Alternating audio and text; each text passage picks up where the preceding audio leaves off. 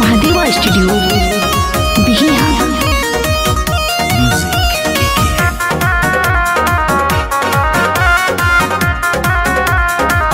आधा गोइल आधा जाई अब समाए वाला बा।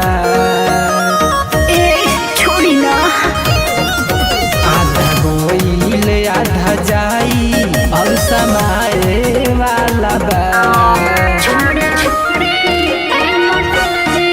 अब दुखाए वाला बा। छोड़े छोड़े अब दुखाए वाला बा। छोड़ी ना। तोहर हाथवा के शोभा बढ़िया वाला बा। छोड़े छोड़े अब दुखाए वाला बा। छोड़े छोड़े अब दुखाए वाला बा।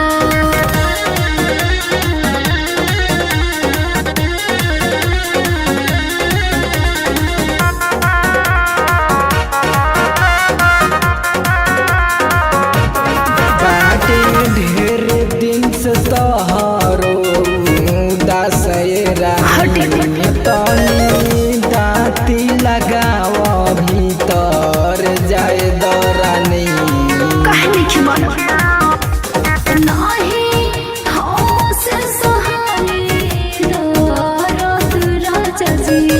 छोड़ी पार जाने कोरी सराहत राजा जी। तनी सह खुशी मन से भेटाए वाला बा।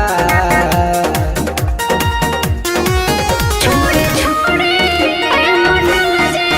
अब दुखाए वाला बा। छोड़े छोड़े अब दुखाए वाला बा।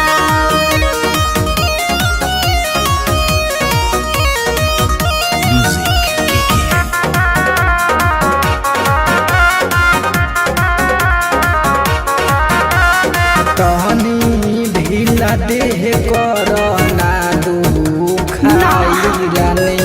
कहे सुजित रकेश ना बुझाई रानी।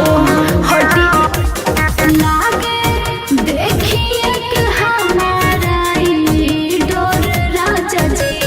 साइज छोट बटलाई तनी बड़ राजा जी। कहे रोशन रकेश अभिशाम माए वाला बा।